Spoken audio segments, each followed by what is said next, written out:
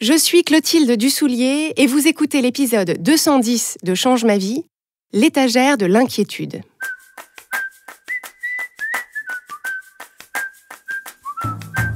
Bienvenue sur Change ma vie, outils pour l'esprit. Je suis Clotilde Dussoulier, je suis entrepreneur et master coach certifié. Et sur ce podcast, je vous livre chaque semaine des outils précis et concrets pour comprendre les mécanismes de votre cerveau et de vos émotions et construire exactement la vie à laquelle vous aspirez. L'épisode de cette semaine s'adresse à celles et ceux d'entre vous qui ont tendance à s'inquiéter de façon chronique, c'est-à-dire à avoir au quotidien une impression constante que quelque chose dans le futur pourrait mal tourner, et votre cerveau est occupé à tourner et retourner ça dans tous les sens. Alors je sais que vous êtes très nombreux et très nombreuses à être concernés, et il se trouve que c'est une problématique et un ressenti que je connais très bien parce qu'il me concerne moi aussi. Alors comment savoir si vous êtes concerné ? C'est facile, il suffit de prêter attention à votre radio intérieure et à votre ressenti émotionnel. Au fil de la journée, lorsque vous n'êtes pas activement engagé à faire quelque chose en pleine concentration, lorsque votre esprit a la possibilité de vagabonder, que fait votre cerveau ? Est-ce que votre cerveau, à ce moment-là, se met à observer les couleurs du ciel, à répertorier avec gratitude toutes les choses merveilleuses que vous avez dans votre vie, à envisager toutes les choses chouettes qui vous attendent dans les jours et les mois qui viennent ? Ou est-ce que, à l'inverse, votre cerveau scanne alors votre vie, votre environnement, vos relations et le monde en général, à la recherche d'un sujet sur lequel vous faire du souci ? Et soyons clairs, lorsque votre cerveau scanne votre vie et le monde à la recherche d'un sujet sur lequel vous faire du souci, le temps de recherche est de l'ordre du millionième de seconde parce qu'en réalité, il y a toujours un sujet.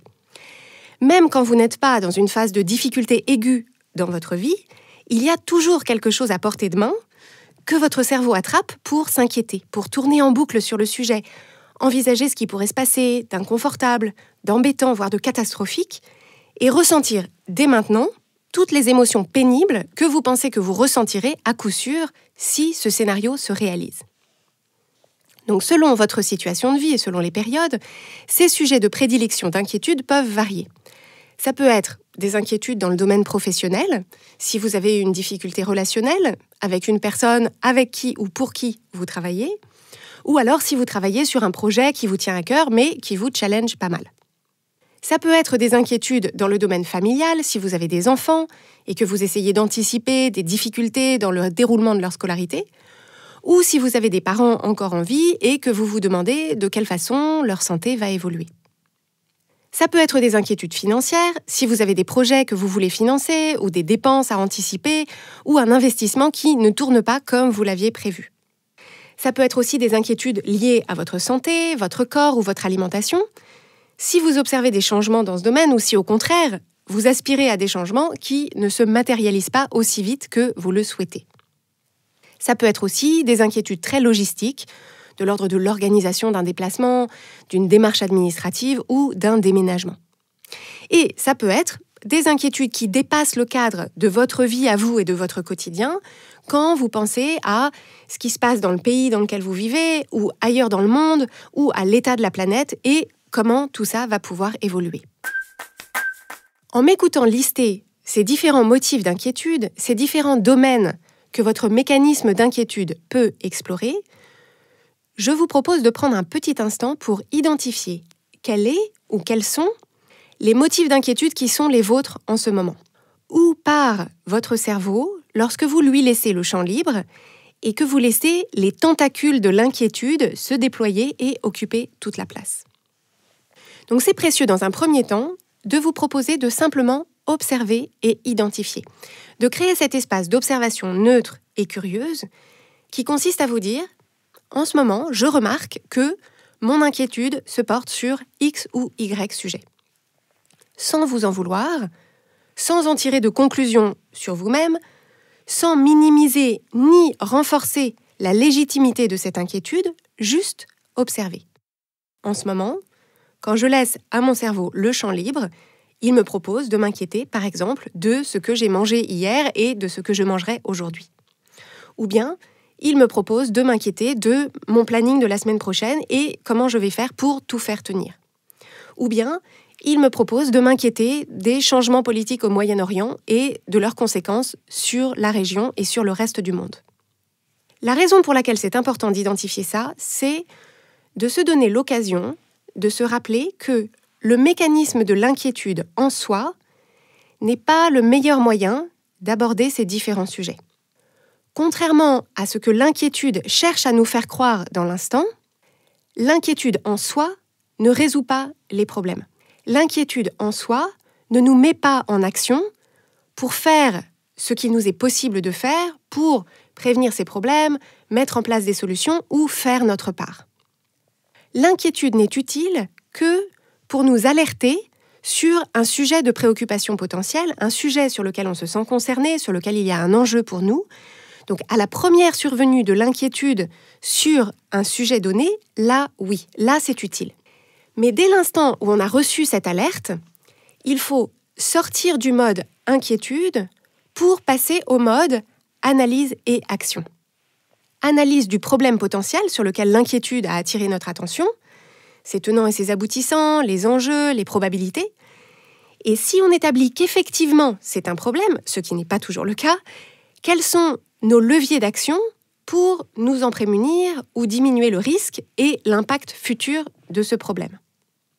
Au lieu de m'inquiéter de ce que ma collègue pourrait faire ou dire à la réunion de demain, analyse et action. Quels sont les enjeux? Quels sont les risques? Et qu'est-ce que moi, je peux faire pour que la réunion se déroule comme je veux? Et ensuite, mon temps mental et physique peuvent être investis dans ces actions plutôt qu'en inquiétude qui me plombe et me paralyse. Au lieu de m'inquiéter de l'intégration de mon enfant dans un nouvel établissement scolaire, analyse et action. Quels sont les enjeux? Quels sont les risques? Et qu'est-ce que moi, je peux faire pour favoriser son intégration et son épanouissement? Là aussi, mon temps mental et physique pourront être investis dans ces actions-là, plutôt qu'en inquiétude et en rumination, qui n'aident ni moi, ni mon enfant. Au lieu de m'inquiéter de l'excès de plastique produit et jeté à travers le monde, analyse et action. Quels sont les enjeux? Quels sont les risques? Et qu'est-ce que moi, je peux faire pour faire partie de la solution? Et ensuite, mon temps mental et physique peuvent être investis dans ces actions qui feront plus pour la planète que mon inquiétude et mon découragement.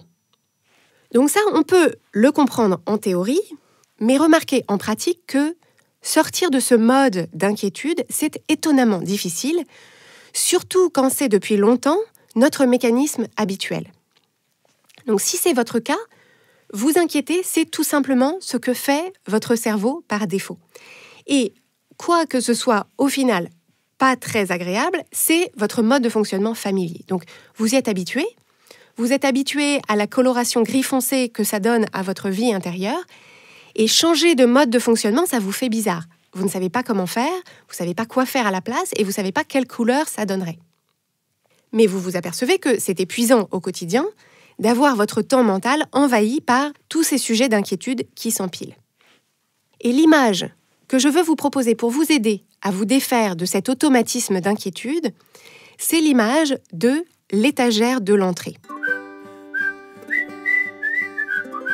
Dans tous les appartements, dans toutes les maisons, il y a un endroit qui joue le rôle de ce que j'appelle l'étagère de l'entrée. Donc chez vous, c'est peut-être une étagère, ou bien c'est le dessus d'un meuble qui est dans l'entrée, ou bien c'est la table de la cuisine ou de la salle à manger. Bref, c'est l'endroit où naturellement se déposent différents trucs. Le courrier, les clés, vos lunettes de soleil, le papier d'assurance à remplir, les dessins rapportés par votre nièce, le bouquin que vous voulez rendre à votre copine, de la petite monnaie, le câble de charge de votre téléphone, la vis que vous avez trouvée par terre mais vous ne savez pas d'où elle est tombée. Bref, différents trucs de la vie qui s'accumulent. Et si vous aimez, comme moi, que les choses soient bien rangées chez vous, vous vous proposez sans doute régulièrement de faire le vide sur cette étagère de l'entrée. Et qu'est-ce que vous faites à ce moment-là? Vous triez. Vous jetez ou vous recyclez les vieux trucs inutiles, vous classez ce qu'il faut garder mais qui n'est pas d'actualité, et vous prévoyez un moment pour gérer ce qui doit l'être, pour recoudre le bouton qui est tombé de votre chemise, pour payer la facture dont vous avez reçu un rappel, pour remplir l'autorisation de sortie de votre enfant ou pour renvoyer le bulletin de réabonnement à votre magazine préféré. Et une fois que tout ça est fait, classé, rangé, jeté ou programmé, vous vous sentez ultra bien. D'un coup, vous respirez, vous savez que tout est en ordre, que vous êtes à jour et que vous avez fait ou programmé tout ce que vous aviez à faire. Mais le propre de cette fameuse étagère de l'entrée, c'est que malgré vos efforts, cet espace ne reste jamais vide bien longtemps. Il y a toujours un nouveau truc qui finit par atterrir là, et un truc en attire un autre, et rapidement, l'étagère se retrouve à nouveau chargée de trucs, comme si c'était un aimant qui attirait tous les objets et les papiers qui passent. Alors, est-ce que vous visualisez cet endroit chez vous? Eh bien, considérez maintenant que vous avez, dans votre espace de vie intérieur, une étagère de l'inquiétude qui fonctionne de la même façon. C'est un espace de passage qui ne doit être que transitoire. Lorsque quelque chose s'y dépose, lorsqu'un sujet atterrit sur votre étagère de l'inquiétude, votre mission, c'est aussi rapidement et aussi efficacement que possible de regarder ce qui s'est déposé là et de décider.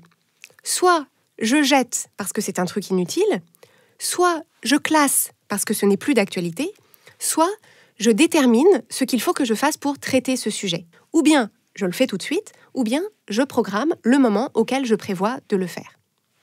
Donc le but du jeu, c'est de garder aussi souvent et aussi longtemps que possible cette étagère de l'inquiétude vide et désencombrée pour que vous puissiez respirer en sachant que tout est en ordre dans votre vie et que vous faites ce qu'il faut pour faire face aux différents sujets en cours, y compris les sujets de préoccupation ou d'incertitude quand il y en a.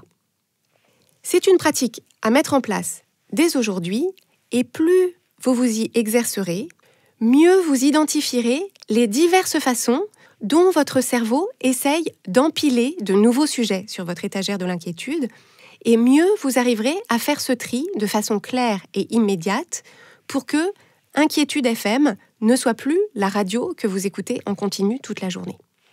Et ça, c'est d'une importance capitale parce que l'inquiétude chronique est une voleuse de rêves. C'est un obstacle majeur dans la poursuite de vos projets. Qu'est-ce que je veux dire par là? Si vous êtes chroniquement inquiet et anxieux ou inquiète et anxieuse, le mensonge que vous raconte cette inquiétude ou cette anxiété, c'est tant que tel ou tel problème n'est pas réglé, tant que plane l'incertitude sur telle ou telle situation, on va mettre tout le reste en stand-by.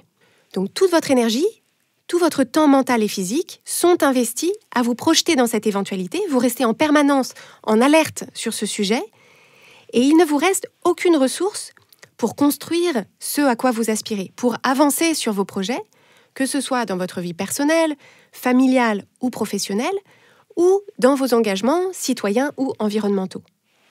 Et ce mensonge de l'inquiétude consiste à vous faire croire que dès que tel ou tel sujet sera réglé, dès que telle réunion sera passée, dès que le trimestre sera terminé, dès que vous aurez repris le sport, dès que vous aurez tel montant sur votre compte en banque, alors vous pourrez vous consacrer à ces autres projets. Alors vous pourrez avancer vers vos envies et vos aspirations. Alors vous pourrez contribuer à créer un monde meilleur. Mais c'est une illusion. Si vous laissez faire les choses, l'étagère de l'entrée ne reste jamais vide bien longtemps. Et si vous laissez faire votre cerveau sans intervenir, dès que votre étagère de l'inquiétude est vide, de nouveaux sujets viennent immanquablement s'y empiler. Donc si vous voulez créer une vie dans laquelle vous avez de l'espace mental et des ressources pour faire grandir vos rêves, pour poursuivre vos projets et vos aspirations, pour vous mettre en action pour les matérialiser, vous avez besoin de cette pratique simple et quotidienne pour garder cette étagère de l'inquiétude nette et désencombrée. Donc je vous invite à commencer dès aujourd'hui en observant ce qui y est déjà empilé pour pouvoir faire le tri et décider de vos leviers d'action et ensuite vous exercer à identifier ce qui a tendance à s'y amonceler pour apprendre à trier, ranger et agir au fur et à mesure. De l'autre côté de cette pratique, il y a beaucoup de clarté, beaucoup de sérénité et beaucoup d'espace mental et d'énergie libérée pour vous remettre en marche vers votre vie extraordinaire. Et je vous donne rendez-vous la semaine prochaine pour un nouvel épisode de Change ma vie dans lequel on évoquera justement À quoi peut ressembler, pour vous, cette vie extraordinaire ?